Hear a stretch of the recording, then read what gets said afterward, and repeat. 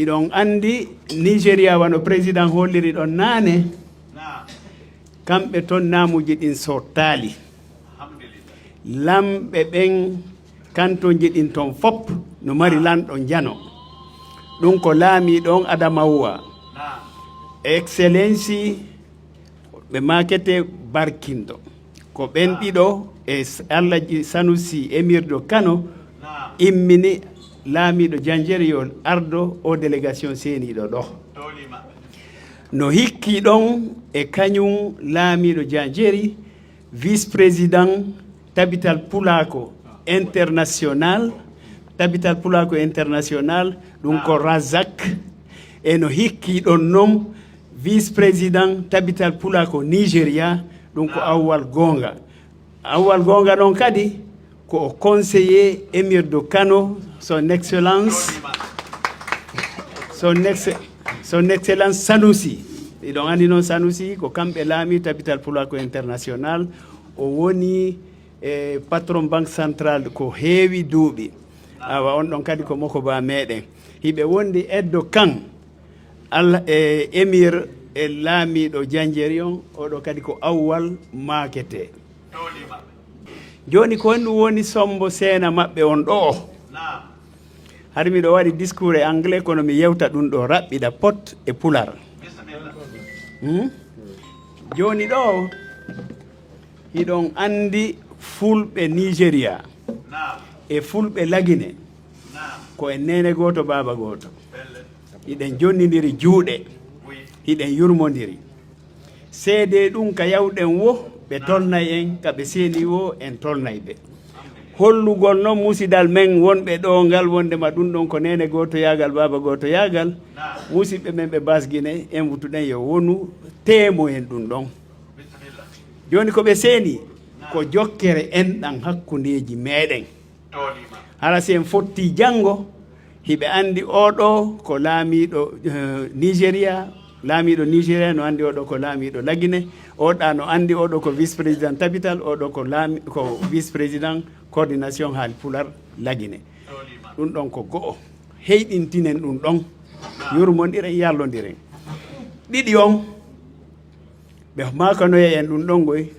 kono ɓe seenike ɓe holli wondema hiɗon andi Tabital Pulako no hetti sariyaji sariya goo on manda ton ko duuɓi 4 si duuɓi 4 sariya on no windi wondema congrès koyo waɗe fi andingol en wondema ɗum ɗon ɓattike ɓe tawi yo ɓe seeno ɓe teddinira en ka meɗen haray na lettere ɓe waɗi moko ba si yiwi ka mum ari ka moko ba seke ko moko ba yagal woni towde ko ɗum senini ɓe ɗo ɓe andina en wondema ɗum ɗon hewti neɓata ka waɗa haray ko ɗum ɗon woni ko ɓe seeni kon ɗo hiɗen weltoriɓe hiɗen weltaniɓe hiɗen sanniɓe hiɗen tonniɓe assalamu aleykum wa rahmatullahi wa barakatuh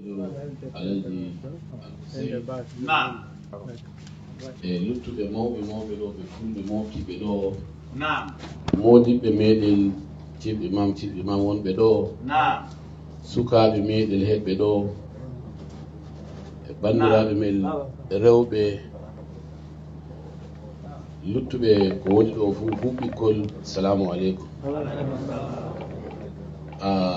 hande min heewi seyo yiigo no moftoriɗen ɗo yiigo no jaɓɓoroyɗol min daga ko min nasti leydi Guinée min daari jaɓɓaki kimin meeɗa min jiyaɓa maaki majum min beltini sosai min nani belɗum majum kadi ma to Allah yiɗi min koray ɗum mi woje mawɓe amin nana bakin ko mbaɗuɗon ɗo fu pat min beltiniki sosai daga arti aran mi yiɗi mi yowol inde am Alhaji Hamza Mai Buba Ibn Isa Mashio laamiɗo jajere laamiɗo jajere ɗum inde gelle ɗum inde laamu to min woni grand patron Tabital Pulako International mo Nigeria kadi ma min woni luto grand patron international mo Tabital Pulako duniyaru fu mo Allah ɓangi daraja muɗum Alhaji Muhammad Barkindo Aliou keɗɗo Yola hankodi laamiɗo Yola Adamawa State e Nigeria. Non eɓe jahada e konngol ko yehi ɗiɗi. Mo umminoye min ɗo min ngara min kinnaol min ndaaraol min giya e gonɗol giwol e min goni. To alhamdulillah min getti Allah waddi min gi e gonɗol min gi no bawɗol min gi bo no rehinde meɗol woni ɗo. Ko wolwe ɗuuɗi amma nde min laari on gontiri ɗo to wala ko goɗɗo ɓeyda seede en tora Allah hokka jam Allah yara pula ko yeeso. Ɓaawo majum mo wi min ngara min kinnawol Alhaji Husseini e luttuɓe moɗol fuu ɗo leydi Guinea min andinawol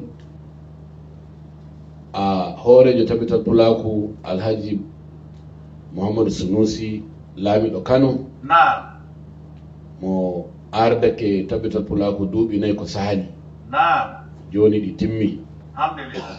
To woodi kuujeji ɗuuɗɗi ɗi mo fuɗɗi ngam wakkati mo heɓamo heyni ɗi.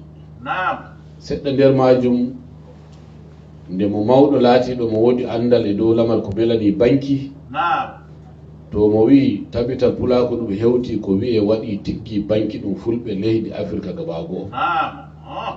So e mo dow majum eɓe dow winde e dow no ɗum warata ɗum tigga banki ki meɗel ki fulɓe ki tabital pulaku e nder leyɗe Afrika ɗo. Ɓaawo majum mo waddi shawara ɗum tigginirta jangirde no ɗum ekkitorto durgol ngol zaman na durgol ngol aran hande rimda ɗo hoɗa ɗo waala ɗo ummo ɗo.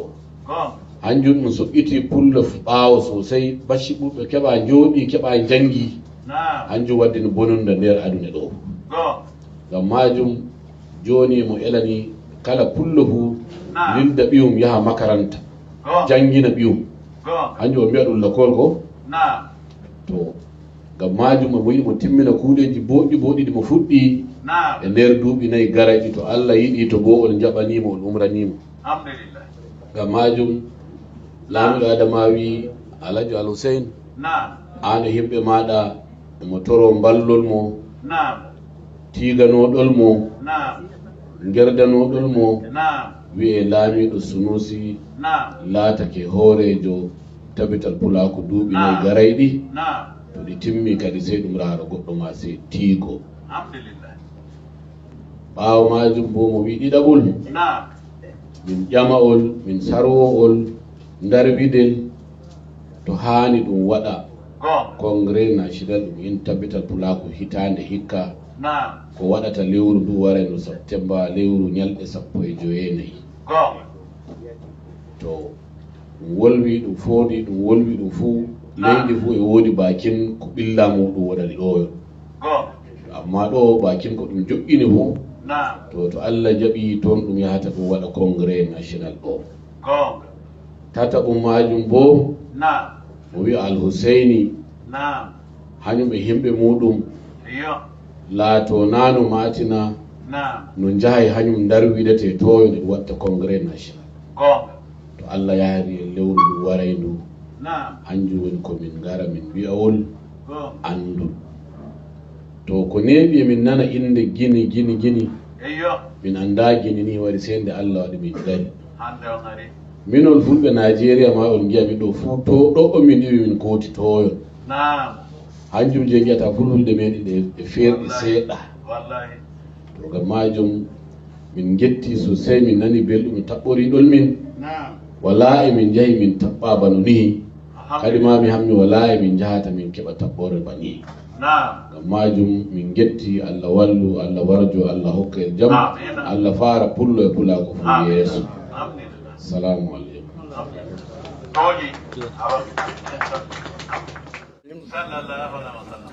Je salue tout le monde avec respect et considération. Vous me permettrez de livrer ce petit message non seulement au nom de ma délégation, ma petite délégation, que j'ai eu l'honneur de conduire ici en compagnie avec le représentant de la jeunesse de notre communauté.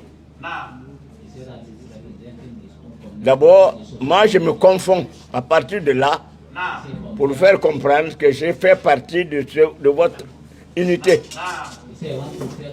À savoir, j'ai mes propres filles, 3 qui sont mariées au Peul. Donc, un complot contre le Peul ne peut pas se passer devant moi.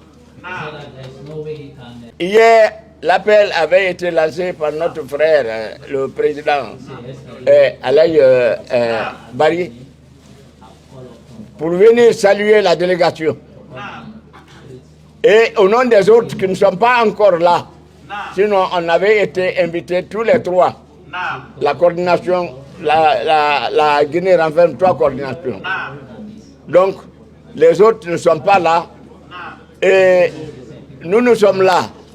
À juste titre, Dieu a fait une répartition en faisant de notre région un lieu de regroupement de tout le monde. Nous avons trouvé que nos ancêtres ont accepté d'accueillir tout le monde. Donc c'est un héritage qu'on est en train d'exercer.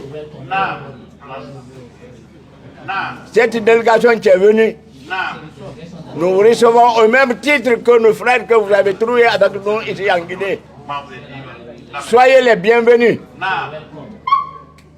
Soyez les bienvenus. Bismillahirrahmanirrahim. Ongache yake. Allahumma salli ala Sayyidina Muhammad wa sallim.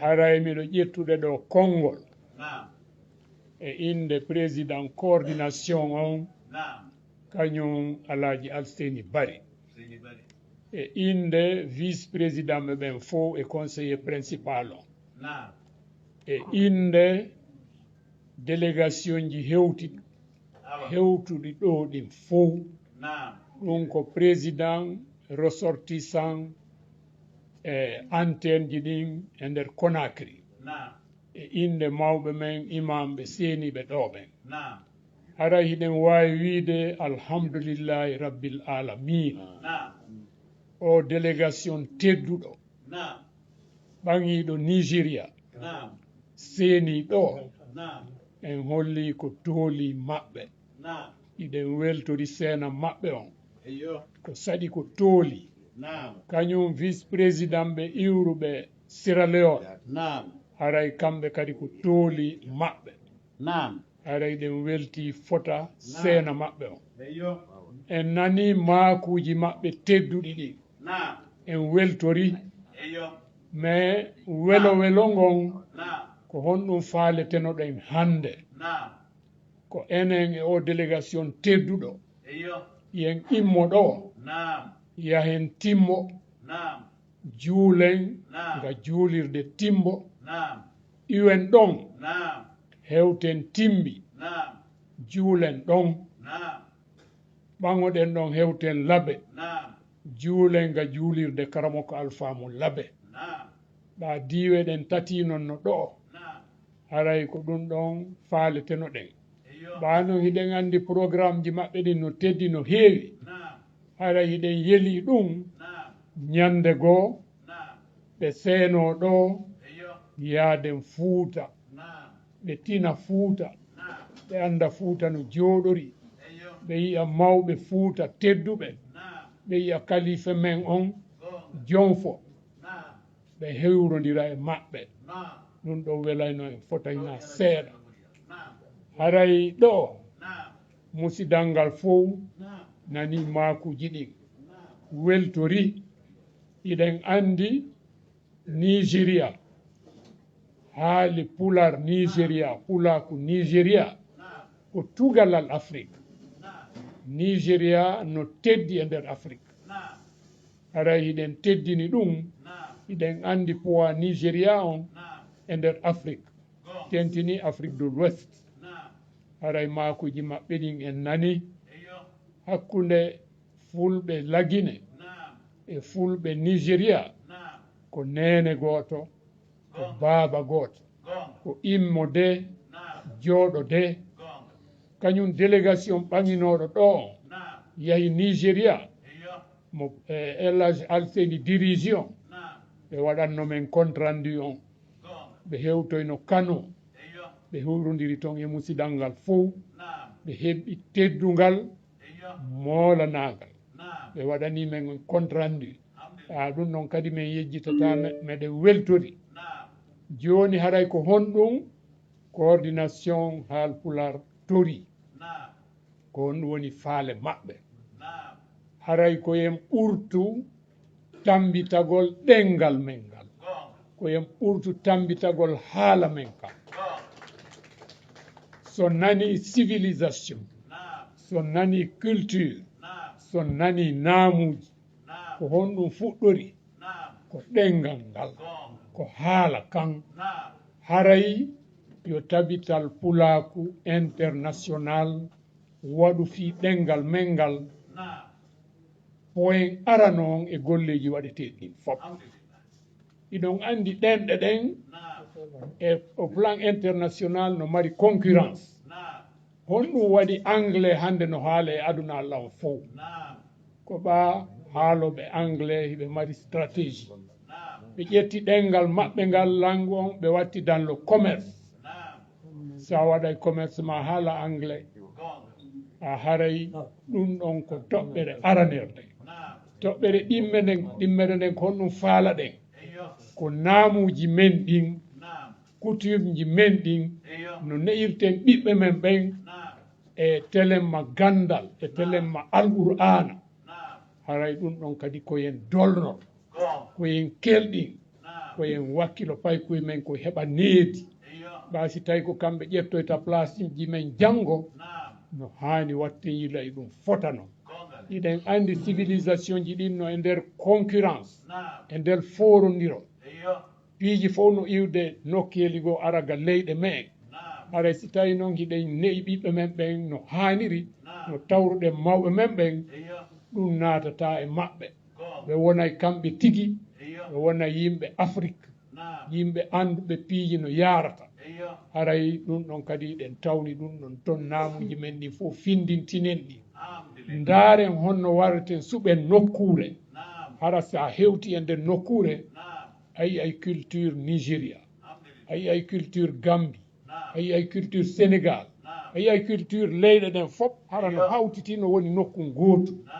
ɗum ɗon adday touriste yimɓe ɓen janggay e ɗum ɓay koɓe ɓen faama kono ɗum fof yarata kono ɗum fof woniri ko honno yimɓe ɓen fof woniri ɗa ha ko honɗum kadi woni hakkudeji men haray ɗen golle ɗon fof ma ɓurten eɓɓande ɗen ɓeyden miijo nugginen e miijoji ɗin fof ha ɗin piiji fof laato e tabital pulaku ɓurta ɓantade haray kadi coordination o nani no metti fi waɗugol golle sifade hoorejo tabital pulaku international jokki no metti fi waɗugol ɗen golle e nder duuɓi 4 innugol yoɓe ɓeyditu ɓe waɗa e duuɓi 4 kadi haray telemma ga enen bonana en haray en ɓurtay miijade fi mum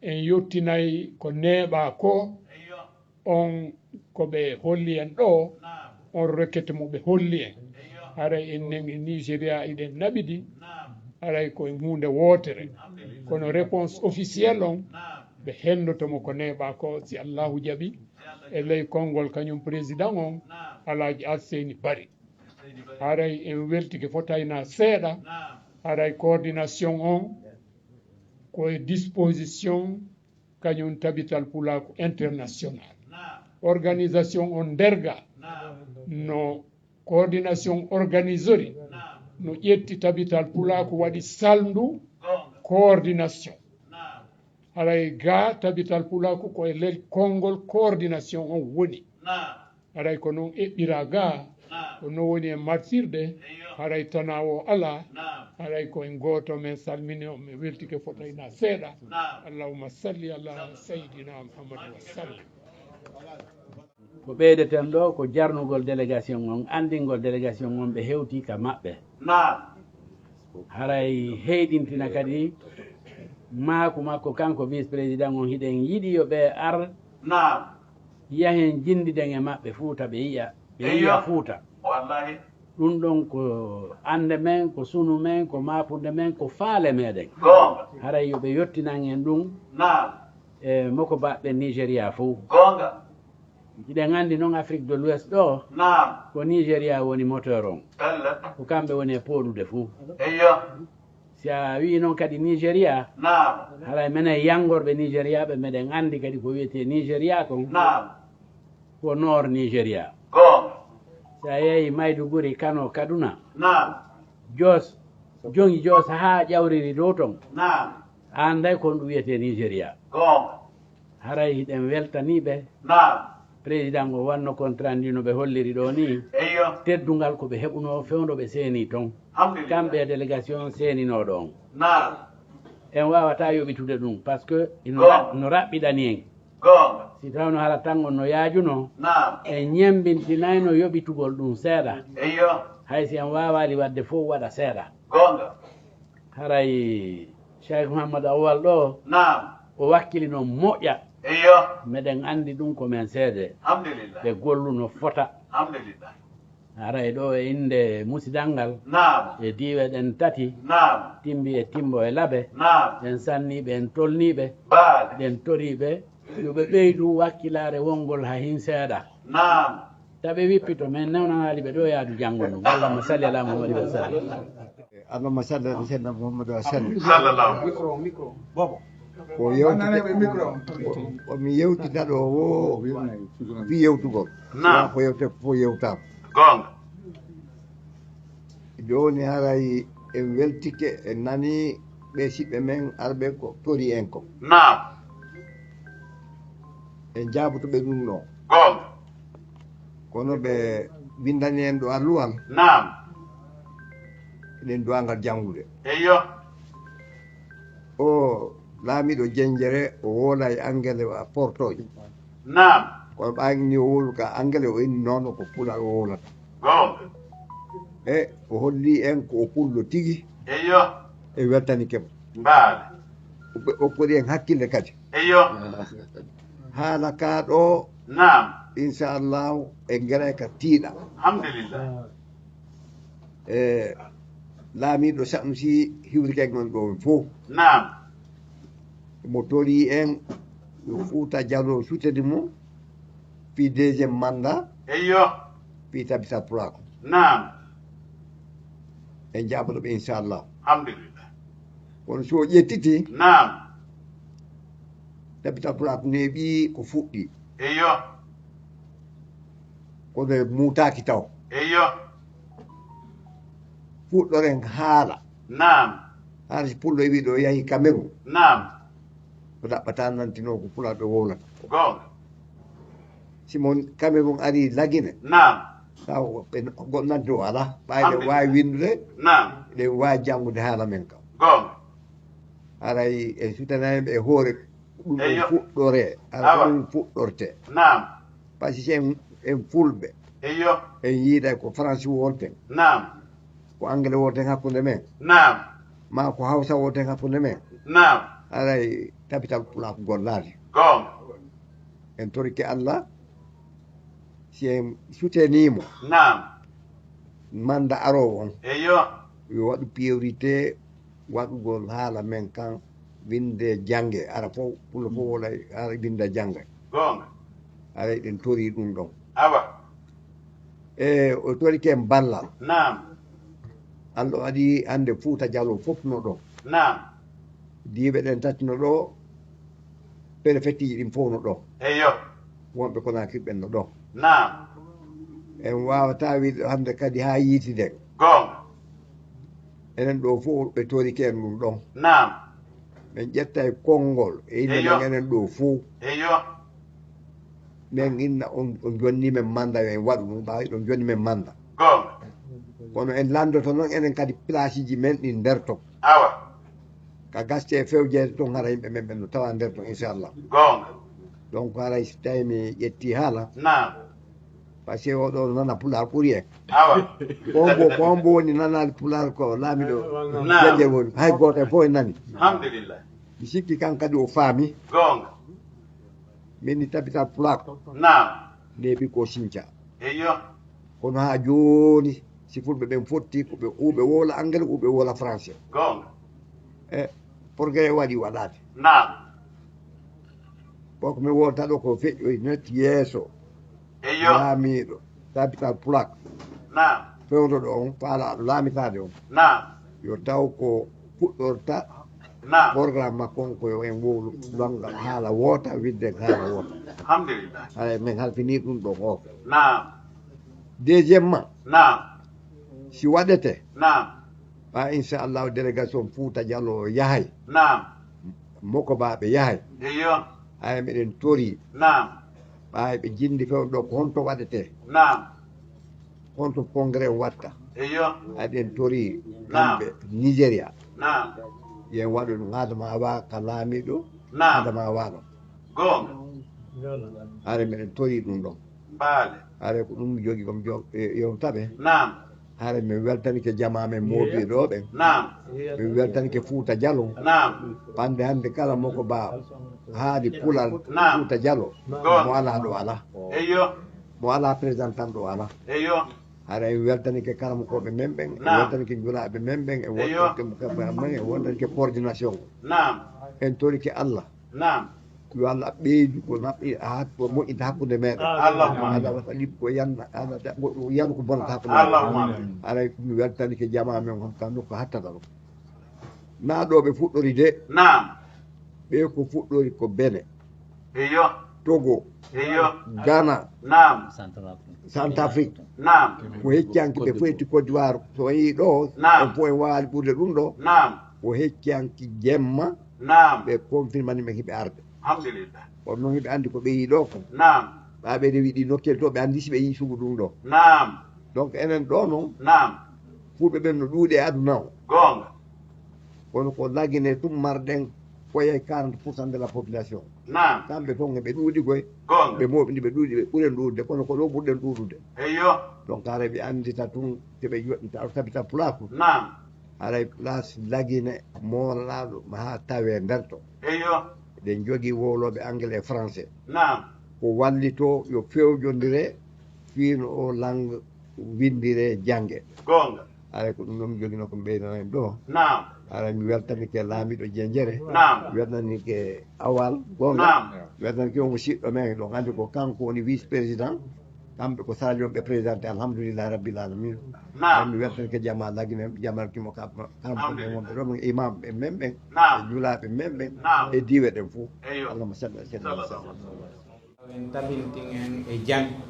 o wurna en e jang o fewna en o fewnana en o hokka en moƴƴere makko aduna e lahira allahumma aslih data baynina wa allif bayna qulubina wa hadina subul assalam subhana rabbika rabbil izzati amma yasifun wa salamun ala al mursalin walhamdulillahi rabbil alamin yalla fettini Amin. yalla fottini Amin. ayɓe men ɓe ɓe ganda ko Allah e wawko Allahumma ɓe amin ganda ko hotto ɓe ganda ko honno Allah e waw hayɓe men ɓe Amin. moƴƴuɓe ɓe Amin. yalla ɗuɓɓi Amin. ɓe moƴƴaɓe Amin. Allah ɓe moƴƴu ɓe Amin. moƴƴataɓe Amin. kaɓe sonde Amin. ربنا تقبل منا انك انت اللهم آمين. السميع آمين. وتب علينا انك انت التواب آمين. الرحيم آمين. برحمتك يا ارحم الراحمين آمين. اللهم سبحان ربك رب العزه عما آمين. يصفون وسلام على المرسلين والحمد لله رب العالمين naam